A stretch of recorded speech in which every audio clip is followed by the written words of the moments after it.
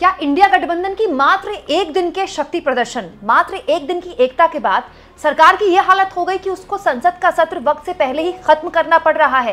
दोस्तों एक बहुत इंपॉर्टेंट और बड़ी खबर आई है, इसलिए मुझे लगा सबसे पहले आपके लिए खबर जानना जरूरी है।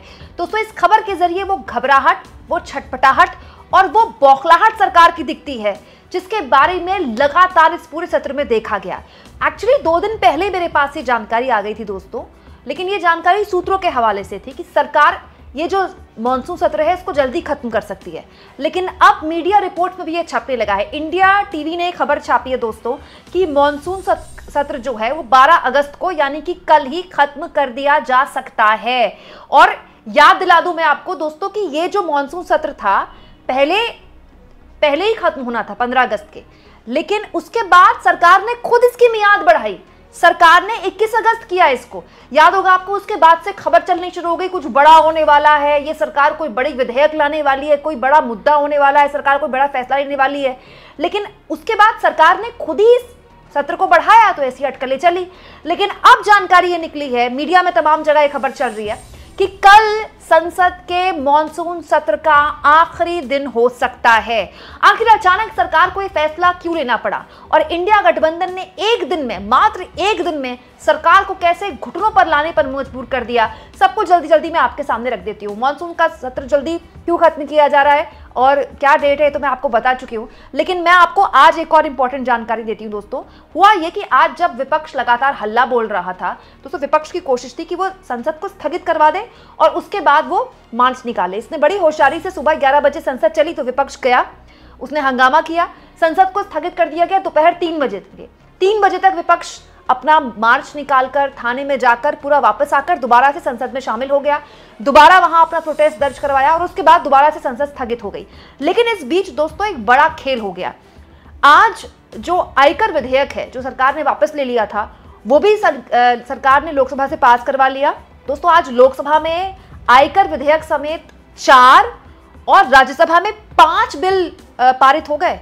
मतलब सरकार ने, हंगामा चल रहा था, हंगामे के साथ साथ इतने इंपॉर्टेंट बिल पारित करवा लिए।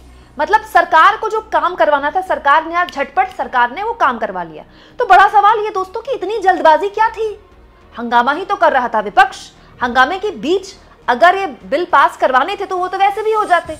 तो फिर इतनी जल्दबाजी क्या थी कि आज ही लोकसभा से 4 बिल पास करवा दिए गए और आज ही राज्यसभा से 5 बिल पास करवा दिए गए? इसका सीधा सीधा जवाब यह है दोस्तों कि सरकार इस वक्त बहुत बुरी मुसीबत में फंस गई है। सरकार को ये लगा था कि ऑपरेशन सिंदूर पर चर्चा होगी मॉनसून सत्र में, तो वो एक नैरेटिव सेट करने में कामयाब होगी, लेकिन वो पूरा इवेंट भी विपक्ष ने हथिया लिया। विपक्ष ने जो सवाल उठाए, सरकार से जो पॉलिटिकली सवाल पूछे, वो सरकार जवाब नहीं दे पाई। पूरी ऑपरेशन सिंदूर की चर्चा के दौरान सरकार के पास कोई जवाब नहीं था कि कितने विमान गिरे, सरकार के पास जवाब नहीं था कि सीज फायर ट्रंप ने ऐलान किया, सरकार के पास ही जवाब नहीं था कि आखिर सीज फायर क्यों की गई। और उसके बाद जब ऑपरेशन सिंदूर पर चर्चा हो गई, उसके बाद से लेकर अब तक एक दिन भी संसद नहीं चली है, नॉट अ सिंगल डे।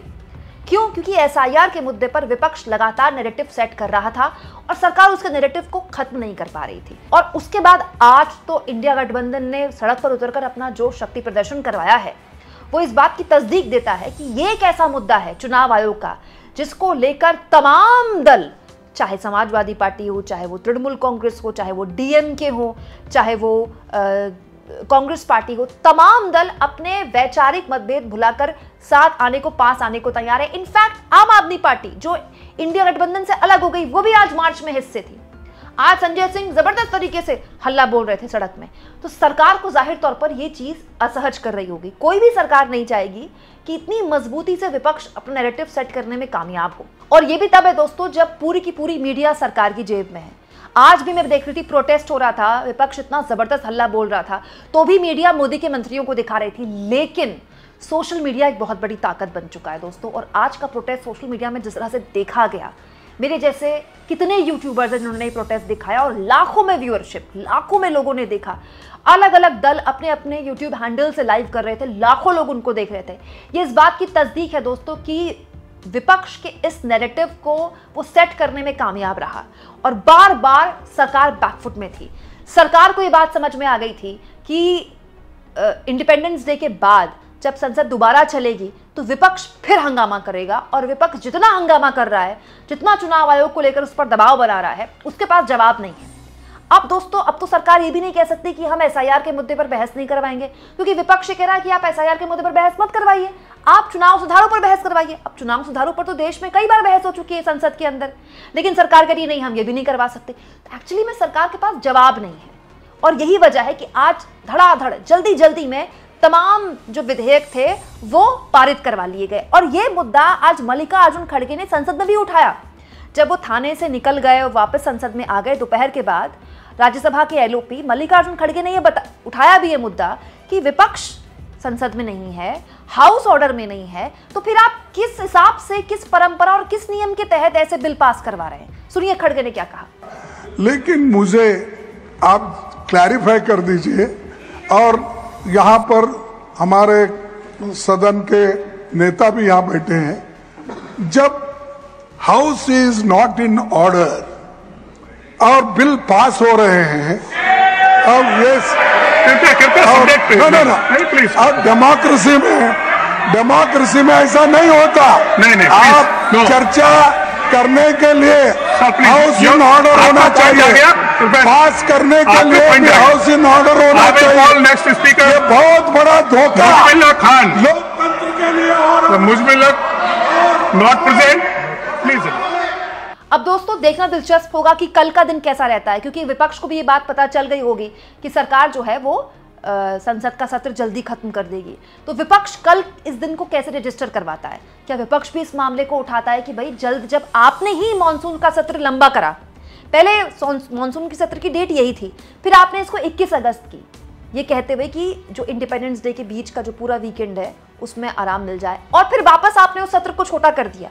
तो आप इतनी बुरी तरह से बैकफुट में क्यों हैं? जाहिर तौर पर यह मुद्दा विपक्ष उठाएगा, लेकिन इसके साथ साथ दोस्तों, इस पूरे नैरेटिव में, इस पूरे एपिसोड में एक चीज जो हमें देखने को मिली वो ये है कि विपक्ष अगर एक होता है तो वो किस लेवल पर सरकार को नर्वस कर सकता है, किस लेवल पर सरकार को परेशान कर सकता है। हालांकि इस सत्र में भी हमने वही होते देखा जो हम बाकी सत्रों में देखते हैं। वैसे ही विपक्ष ओम बिरला पर आरोप लगा रहा था कि ओम बिरला माइक ऑन नहीं करते हैं, उनको स्पेस नहीं दी जाती, उनको बोलने का मौका नहीं दिया जाता।